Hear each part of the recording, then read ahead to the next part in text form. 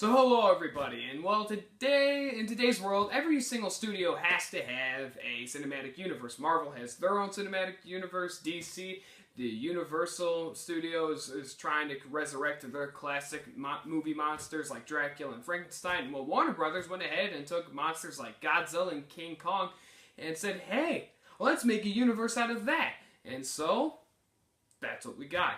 And that is called the Monsterverse. And for those who don't know what the Monsterverse is, it is a series of films that are basically surrounding these kaiju monsters. And what kaiju is it's Japanese for giant monster. And it's going to be about Godzilla, King Kong, all these just other giant movie monsters coming together and fighting them out. Fighting against one another, with one another to fight somebody else. And that's all these movies are going to be. That's what the Monsterverse is. And well, none of the Monsterverse wouldn't have even existed if it wasn't for the Godzilla from 2014.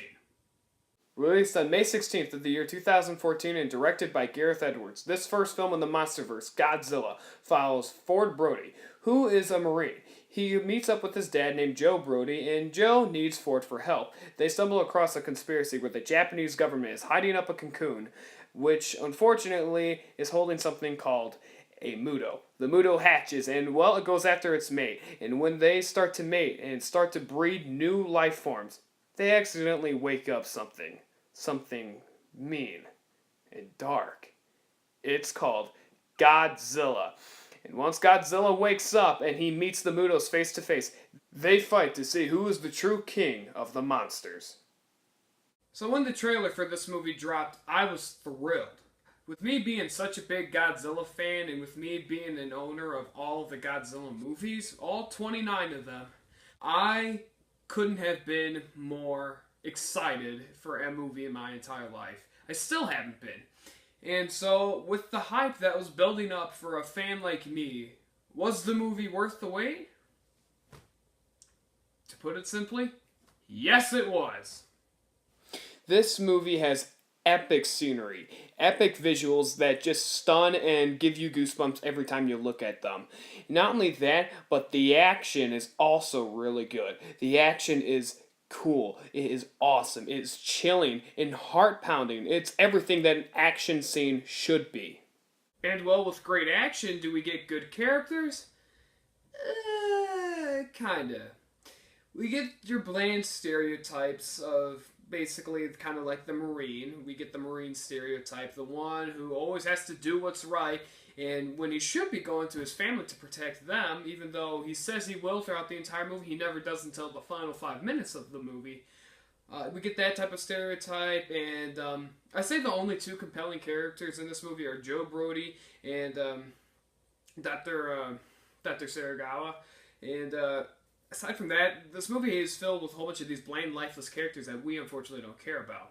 But this movie is called Godzilla, so it does come down to that lizard, though. So, how is Godzilla in this movie? Is he incredibly wimpy? Does he look stupid? Is he badass? Is he weak? What is he? Well, oh man, Godzilla in this movie is an absolute powerhouse. This is the best looking Godzilla we have ever seen, well up until the Japanese came around and took that title back. Okay, so with me, I do have two very strong negatives with this movie. And this is kind of a spoiler, but this movie came out 3 years ago, so if you wanted to see this movie, then you should have seen it by now. So, spoiler warning here. But one of my biggest complaints, if not my biggest complaint with this movie, is that the character of Joe Brody, which is the most interesting character in the movie, and the character that the trailers were hyping up, he dies 45 minutes into the movie. And not only that, when we take out our character that we relate to the most, the best character, and then we're gonna go ahead and rely on the monster action, hopefully keep it entertaining and all that. Well, we get plenty of the Mutos, but I'm not kidding when I say this. Supposedly, the calculations for how much screen time Godzilla gets in this movie runs around 8 minutes in this 2-hour-long movie. That is roughly 6.5% of this movie the title character is actually inside his own movie. That's just stupid. It really is. But even though we don't get a lot of screen time with Godzilla, who is such a great character, we do get a lot of screen time with the Mutos. Now, how are the Mutos? Are they as cool as you would want them to be? Well, in my opinion, yes they are. So, the Mutos have a great design. They have a great look, and they sound awesome. And not only that, the power to emit EMP pulses from their arms is a power that I can't recall ever being in another monster movie, and I believe that this is one of the most original monsters ever. So, with cool monsters, great action, but not necessarily the greatest characters, and also with epic visuals that just increase the enjoyability of this movie and make the movie feel so much more large and like epic. I'm going to give Godzilla from 2014 a 8 out of 10. So, well, there we have it. We just went ahead and we went over the Godzilla from 2014. Now, as of my thoughts for the Godzilla from 1998, let's just forget that. Well, tomorrow we're going to go ahead and look at Kong Skull Island, and I'm just going to say this now. I do have a changed opinion for Kong Skull Island. I did do a review on Instagram for Kong Skull Island, if you guys want to check that out before the review comes out tomorrow.